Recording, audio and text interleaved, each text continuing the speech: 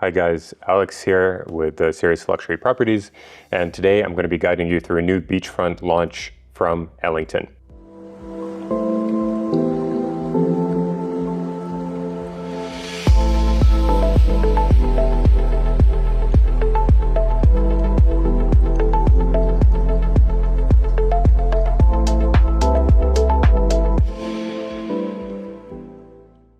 The project is called the Meriva Collection. It's launching on Dubai Island B on a private beach. I've covered Beyond's launch, which is actually the next plot over. And now Ellington is coming in with their own mini master community. So stay tuned until the end to find out the details, how to evaluate this from an investment standpoint, which units to go for if you choose to partake in the launch, and how this could potentially result in specific returns down the line. So if you've been following along, you know I'm a big fan of Ellington in general. Why? Because they tend to be in the upper quartile in the market in terms of quality, in terms of design, in terms of aesthetic. And in part, this is because the owner is a Canadian architect, the founder, and he spent 14 years running Emaar prior to this, so he knows very well how to create community feeling within the project. And this is something Ellington has always excelled at, where no matter where they've launched the buildings, whether it's in JVC or whether it's in RAC or somewhere else, there's always this sense of wellness, the sense of quality of life, of community, and it translates across all of their projects. And that's the reason on a secondary market, it's sometimes hard to even find places to rent or buy that are Ellington. And when you do, they tend to be 20 to 30% above market for that reason. People generally don't want to move out, and people who who are renting there, they understand that they're paying a premium for higher quality of life. And so I'm looking forward to more of these types of developers being present in the UAE and Dubai. And what this means for investors, what Ellington's approach that's, let's say, design-centric, end-user-centric, translates to returns for investors, because people are willing to pay a premium on resale. These units are more in demand compared to your average unit from Damac or Emaar. Ellington tends to play in a higher quality category generally, and also their choice of design aesthetic, it's generally more, more lighting, more natural sunlight throughout the space. It's more neutral color palettes, and this translates to being desired by more people around the world. When you see developers using super dark schemes like dark marble and kind of gold, that tends to really appeal to a small segment of the population, to be honest, in the investor base. And so I'm just giving you some of these as intro to how to start looking at investments, not just from a financial standpoint, but understand why the financials are what they are. A large part of it has to do with the design of the building. So let's dive into it. I'm a big fan of Dubai Island B. It's one of the 2 or 3 areas in Dubai right now that I personally believe stand to yield investors 50+% returns in a few years. And specifically Island A, I would probably avoid at this point. It's just too much of a mess. And Island B is where I would focus. The other islands like E, where Nakheel will be launching soon, also worth watching. Beyond actually owns one of the other islands on Dubai Islands. I'll highlight which one later. And here we're looking at a similar master plan to Beyond, with a few differences. So there's going to be 6 buildings. So building 1, 2, 3, 4, 5, 6. This is intended to be a hotel. This is only, I believe, duplexes. And you can understand that the prices are going to go from lowest to highest towards the beach. That's just natural. It makes sense. And as always, you ideally want to be in the first 1 to 3 phases of the launch. So they're going to be launching all of them in fairly quick succession. And here, starting with this one on the back, which is, they have different names: Gardens, Shores, Sunset. And here's another look at it. They have their own private beach. Beyond is here on the right, Beyond's community, Hado, or Siora Master Plan, where Hado was one of the projects. So here we have a look at Island B. This island over here is going to be like golf courses and villas and hotels, and then the island to the left here above Island A is the one that Beyond supposedly owns. So there's going to be more launches from Beyond down the line. What's interesting about Island B is this backside is all in the Heel Bay villas. So this is all G+1. And I would say even if you're on the 3rd floor or higher, probably 4th floor and higher, you're going to have a view of the water over all the villas. So this presents for kind of a unique scenario where you're actually going to have views of the water both ways, which is good for investors. A reminder that the view is the single most important driver for resale. I've seen cases where on the same floor, a unit that has an open view of, say, the water and a unit that faces the backside can be a price difference of 50%. And in this case, that price difference is not going to be as serious. I still think the units facing the water are better, but the ones facing this backside, they're going to have a beautiful view of the water and the Burj Khalifa and the skyline. So I think it's still worth considering. Here, this is the island that I was mentioning. I always forget if it's C or D, but this is the one that Beyond owns. So, as always, I like their rounded corners design approach and kind of curved flowing lines. This reminds me a little bit of Costa Mare in RAC, if you remember, where they fit a lot into the space. And I understand why. These plots are quite expensive, and developers, of course, they're running a business and they want to maximize it while still providing for quality of life. So this is G+20. You can already sense that in order for an investment to make sense, it needs to be higher than these two buildings to have a view of the water. So I would say 11th, 12th floor minimum on this side to have view of the water. Then same things here. You want to be on the upper floors to look over these buildings. Of course, the best views are going to be on the beach, but that's going to be a completely different price tag.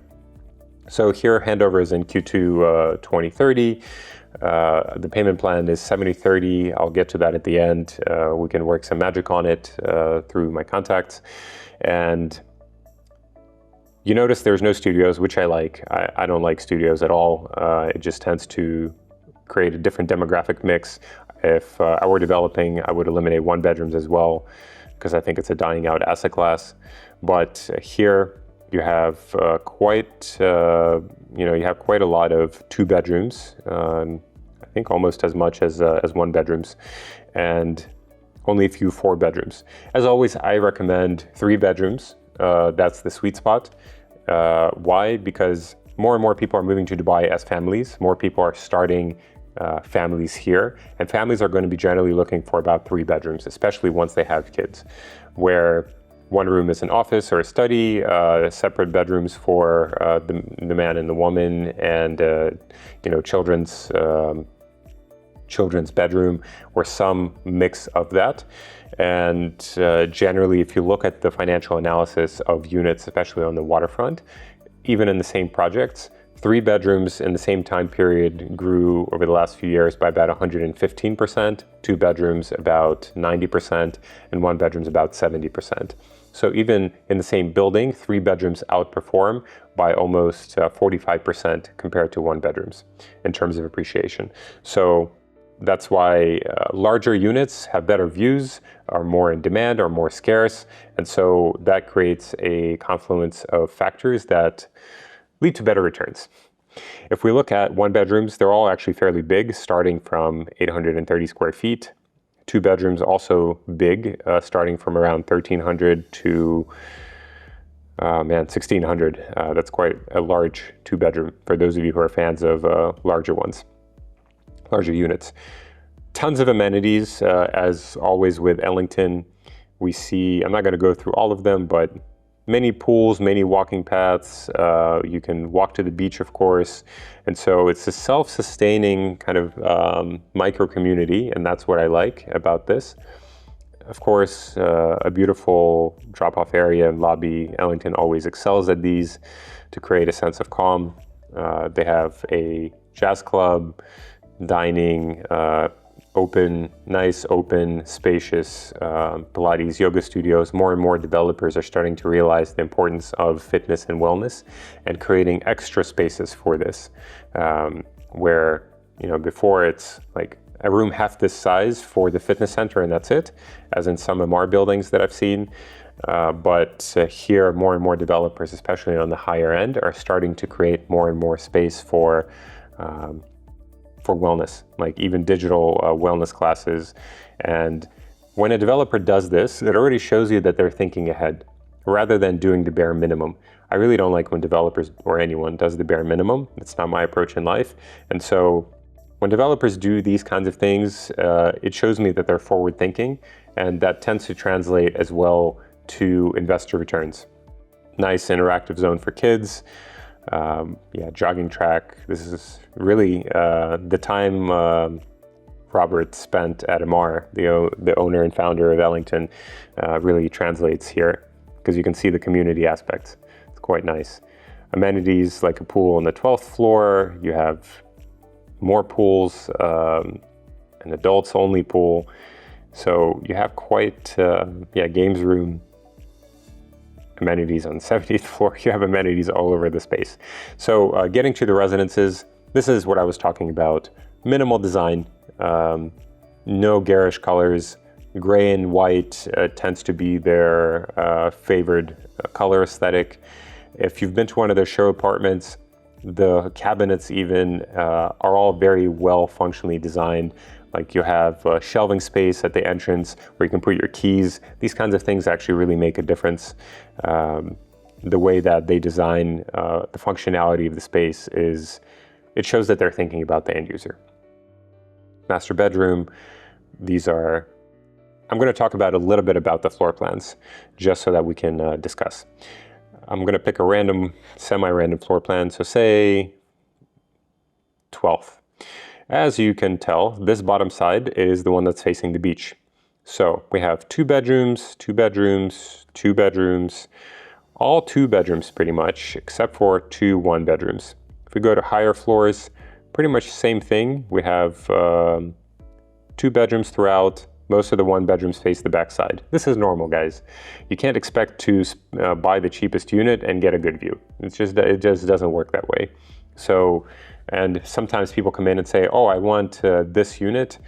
Look, it's going to be very, very difficult, if not impossible, to be honest, because these types of units are always taken by management and their friends and family, and we might be able to get it, but realistically, it's important to have at least 20 to 30 units in terms of a spectrum for things that we go into the launch with, so that we get at least one of them. So far, I have a 100% track record, by the way, over the last 3 years in Dubai of getting units for my clients in any launch. And I like to maintain the connections that I have with the developers in order to be able to do that. Because sometimes with these types of buildings, these types of launches, especially when they're highly anticipated, you have maybe, 300 units and 3,000 expressions of interest. So how do you think they allocate the units? It's based on connections. It's based on who's going to pick up my phone call when I call, rather than have it be screened. So it's important, of course, who you work with when it comes to this. In general, the sea view units are going to be the ones that I would focus on, or for the 1-bedrooms, anything 4th floor and higher would be the target. And I'm not going to go through the individual plans, but I do want to, the payment plan here. Look, it is a little bit more aggressive than Beyond. I think this is where the comparison comes in. Beyond is obviously 50-50. Here it's 70-30 because Ellington's been on the market for longer and has an established brand. And we can play with this. There is some flexibility. Don't walk in expecting 50-50. It's very unlikely, or better than that. 60-40 we can do and move around some of these things to make it more palatable. Just keep that in mind. It's already hard enough to even get a unit in these launches, let alone this is a seller's market. So when customers come in and say, well, let's negotiate with them, the developer is the one who's holding the cards. We have very limited negotiation ability because they have a line of people out the door who will not ask to negotiate. So let's say tailor your expectations accordingly. Now, I do want to touch upon the pricing. So Pricing for 2 bedrooms going to be, for good view units, 4.5, 5 million dirham, similar to Beyond. For 3 bedrooms, 6 to 7 million. 1 bedrooms, which I generally don't advise, to be honest, probably good units are going to be closer to 3 million, 3 million plus, which is similar to Beyond, maybe even a little bit more than Beyond. And let's take a look at the returns, what could be possible.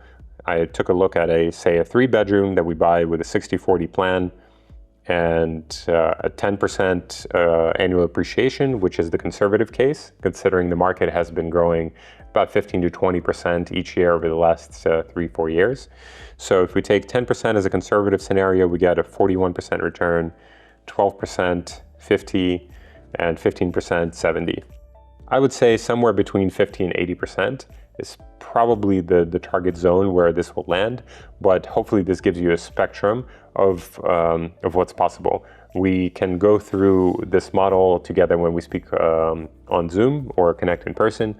And overall, I think this is a good investment for resale because Dubai Islands B is one of the few areas remaining where I think that could be good.